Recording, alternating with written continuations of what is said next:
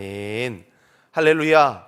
오늘 이 새벽에 하나님의 전에 나오신 모든 성도님들의 삶 가운데 또 영상으로 함께 하시는 귀한 성도님들의 삶에 하나님의 충만한 은혜와 능력이 있게 되어지시기를 간절히 축원합니다.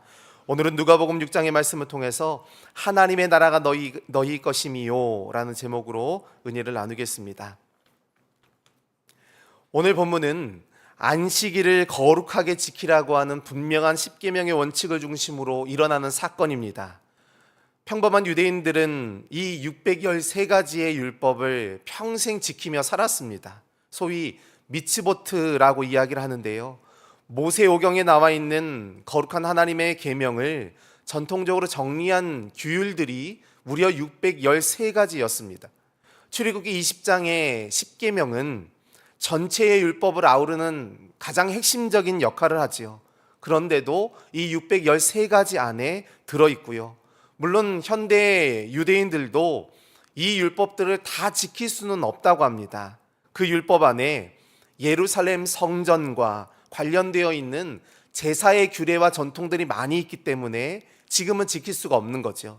그렇지만 지금도 정통파 유대인들은 안식일, 돼지고기 금지, 유월절, 할례, 기도에 관한 그런 규례들은 철저히 지킨다는 것입니다. 옛날에는 더했겠지요.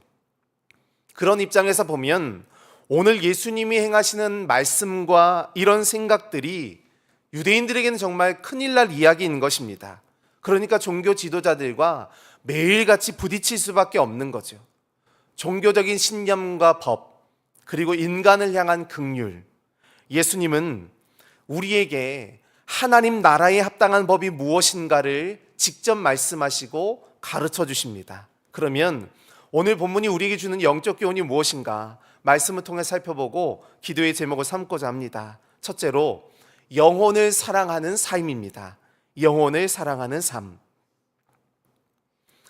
오늘 이 종교 지도자들과 예수님의 논쟁은 안식일을 중심으로 이루어졌습니다. 1절에서 5절까지는요, 안식일에 제자들이 밀밭 사이로 지나가면서 밀 이삭을 잘라먹은 사건을 이야기하죠.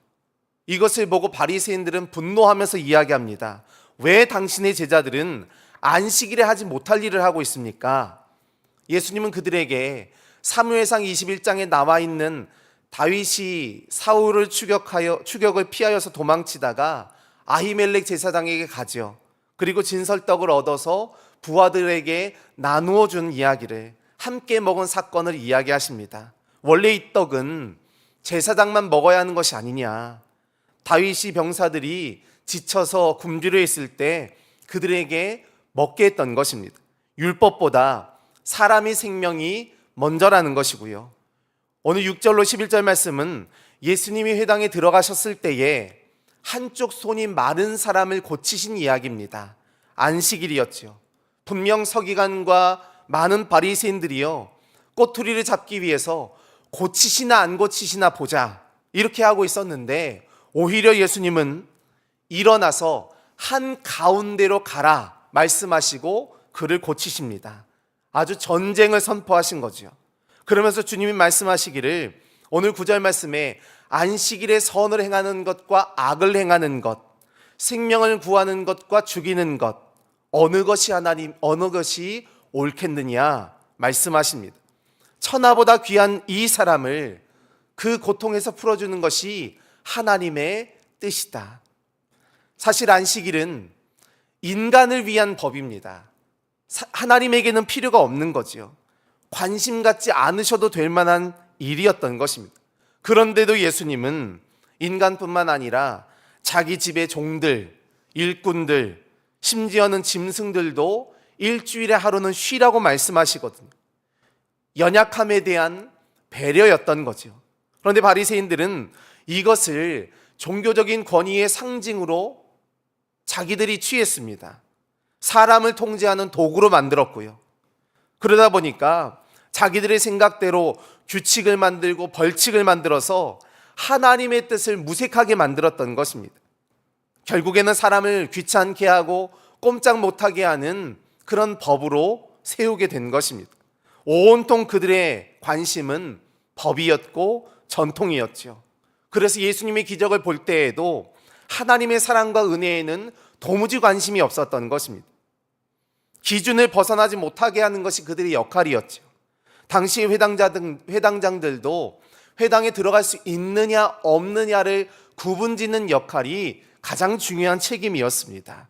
그런데 예수님은 닫혀져 있는 문을 활짝 열어주시고 모두에게 기회를 주시며 공평한 은혜를 나누며 베풀어 주신 줄로 믿습니다.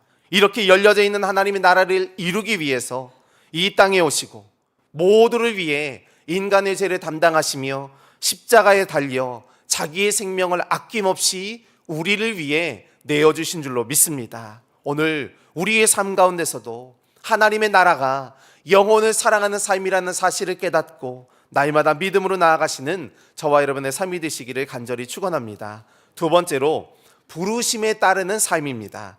부르심에 따르는 삶. 오늘 17절 말씀 가운데 보니까요, 예수께서 그들과 함께 내려오사 평지에 서시니 그 제자와의 많은 무리와 예수의 말씀도 듣고 병고침을 받으려고 유대 사방과 예루살렘과 두로와 시돈의 해안으로부터 온 많은 백성들도 있었다. 이렇게 이야기합니다. 간절한 마음으로 찾아온 사람들이 있었던 거죠. 말라기 선지자 이후로 복음의 빛이 없었기 때문에 그들은 어둠 속에서 살았습니다.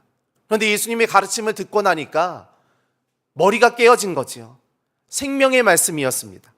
이 소문이 여러 지역으로 흩어지게 되었고요, 소문을 듣고 나온 많은 사람들이 몰려들었던 것입니다.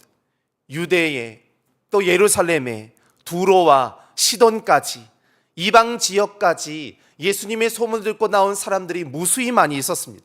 한결같이 간절한 마음, 사모하는 마음이 있었고요, 하나도 외면치 아니하시고 그들의 몸과 마음을 깨끗하게 치료해 주십니다.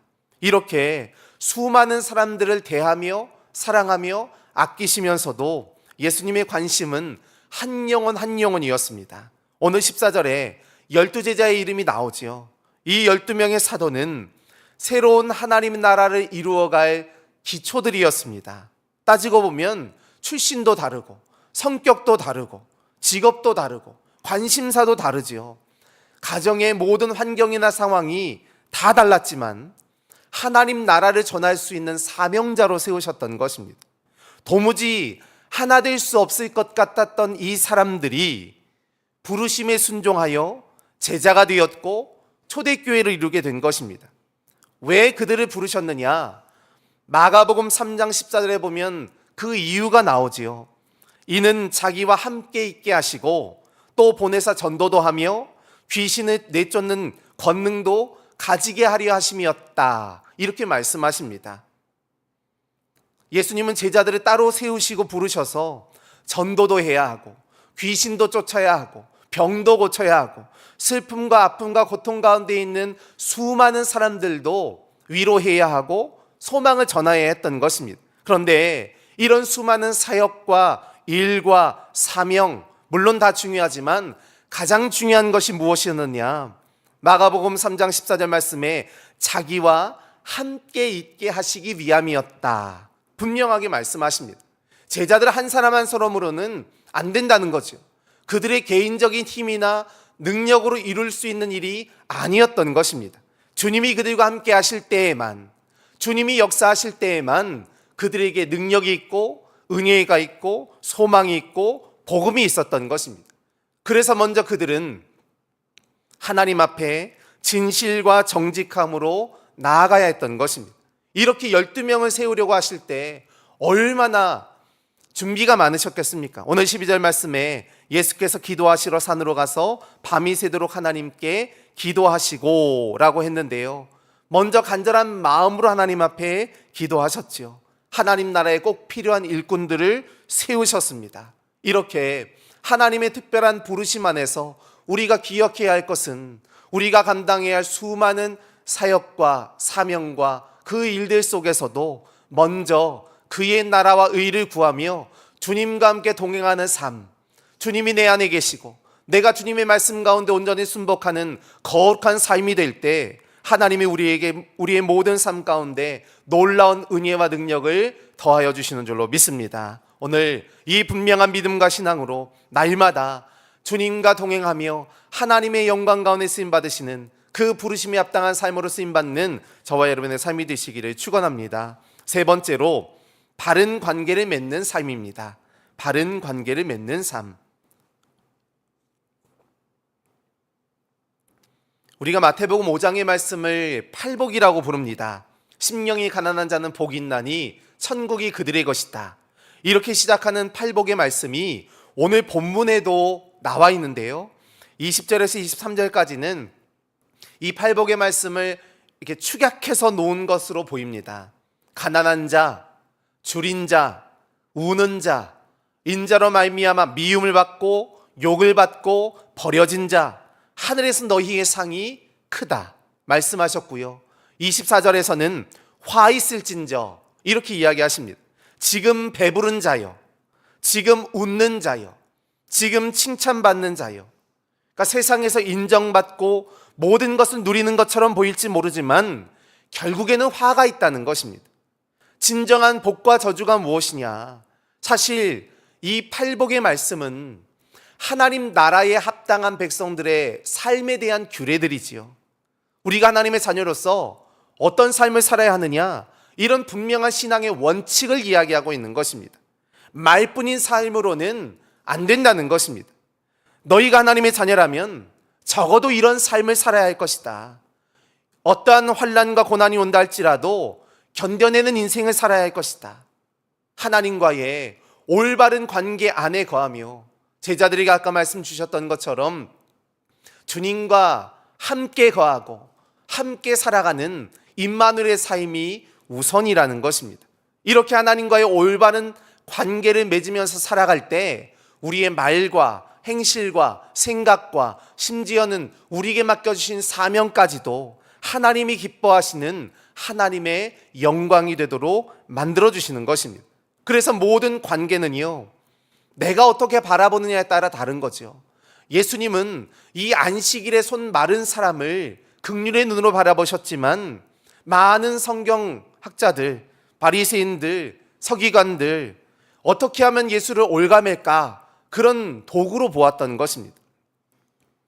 긍휼과 사랑이 아니라 그 사람을 어떻게 하면 이용해 먹을 수 있을까를 생각했던 거죠. 똑같은 사람이었지만 전혀 다른 관심이었습니다. 똑같은 안식일이었지만 전혀 다른 관점으로 해석하고 바라보았던 것입니다. 세상의 나라를 살아가는 사람과 하나님 나라를 살아가는 삶은 이만큼 확연히 다르다는 것입니다. 오늘 우리 안에도 하나님의 은혜와 그 성령의 충만한 능력 가운데 쓰임받는 거룩한 삶이 될 때 우리가 살아가는 세상이 세상을 바라보는 눈이 아니라 하나님 나라를 바라보는 눈으로서 변화되고 주님이 기뻐하시는 선한 일을 감당하는 복된 존재가 되도록 만들어주신 줄로 믿습니다. 오늘 하루의 삶의 현장 가운데서도 오직 하나님의 말씀과 능력을 힘입어 내가 지금 살아가고 있는 이 시간이, 이 순간이 하나님의 나라를 열어가는 축복의 통로요 은혜와 소망의 삶이 되어지시기를 간절히 축원합니다. 기도하시겠습니다. 사랑이 많으신 하나님, 은혜와 은총으로 우리의 모든 삶을 인도하시며 하나님 나라를 이루어갈 거룩한 백성으로 우리를 구별하시며 우리의 모든 삶 가운데 놀라운 은혜와 능력을 더하여 주시옵소서. 오직 성령의 충만한 은혜와 사랑으로 말미암아 이 사순의 절기 예수님의 십자가의 사랑과 능력을 깨닫고 담대함으로 나아가는 거룩한 10년들 될 수 있도록 역사하여 주시옵소서.